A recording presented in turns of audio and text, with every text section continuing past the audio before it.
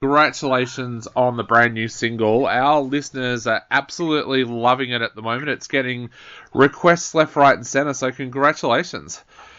Oh, that's awesome. Awesome. Thanks for everyone that's listening. So, mate... yeah, if I don't know if I can swear, but... So, mate, tell us a little bit about this single. I understand it kind of came to life during the pandemic. Is that right?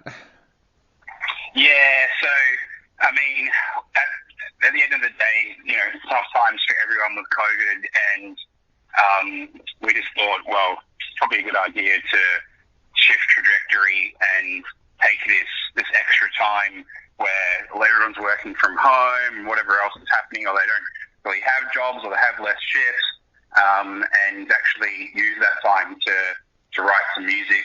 And a few of the guys, we've had different projects throughout the past together. So we had a kind of core member of me and Alex and Chris, and then we found the other guys and decided writing some music.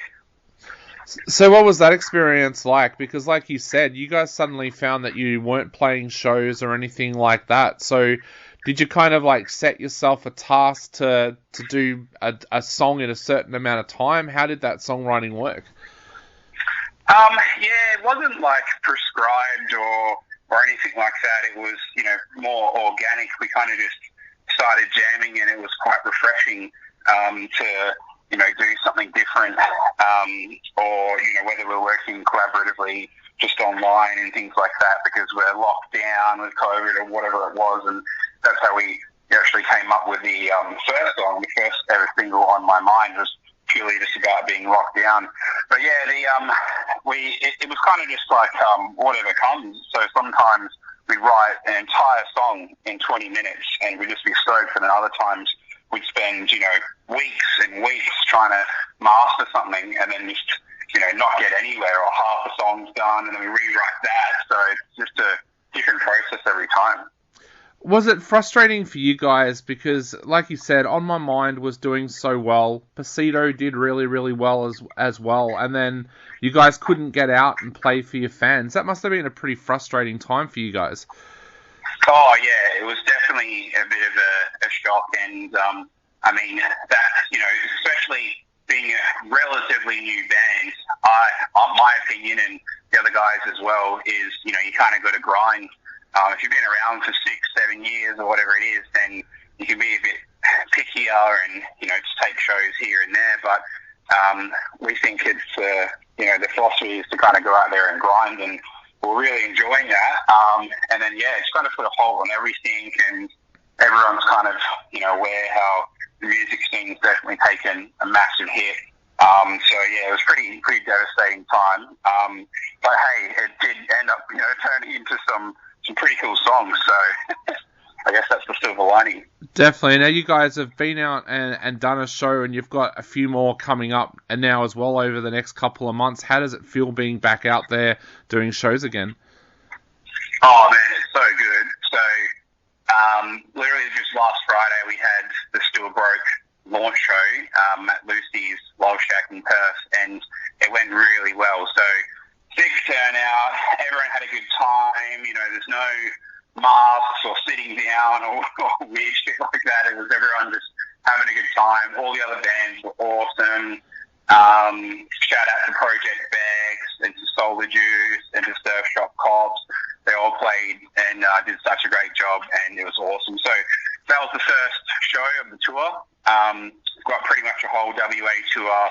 It's all up on our social medias and with a post that has pretty much all the gigs. So, for example, going to Esperance next week, that's like a 8-hour drive. So that'll be a fun road trip. Hopefully it's not inclement weather like it is at the moment. It's been shocking winds and rain, so hopefully the weather kind of clears up a bit. And then we've got, Albany, Mandurah, Margaret River. We've got Geraldton on the books, so pretty much just going everywhere that we can, to be honest. And yeah, like you said, now we've got that freedom back. It's time to really start getting the music back out there, or the new music anyway. Definitely. And for all of our listeners who are listening at the moment, we'll have those dates up online, so you'll be able to check out all of those dates where you can catch the mess around.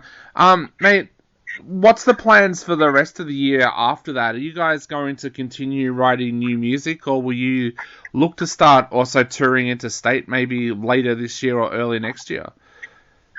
Yeah, that's the plan. Probably more for next year.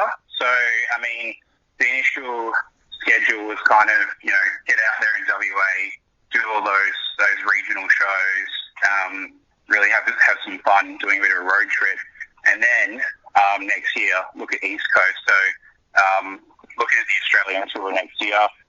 So that means basically after this tour wraps up, I think our last show, because it's actually over quite a few months, it goes from July to mid-October, October 15th, I think the show in Albany, the last show. So after that, I think it will just be wrapping up with, playing shows here and there, but focusing on writing. Awesome. Well, mate, we cannot wait to see what comes out of those writing sessions as well. But for now, we are going to play Still Broke on our show again. What would you like to say to all the listeners out there before they take another listen to this amazing track? Thanks, Ben. I was going to say, appreciate you. Thanks so much for digging the track. Follow us on all the different social medias and everything like that. If you are ever east, we'll come visit you as soon as we can. More like a next year kind of goal, but we're definitely going to do it.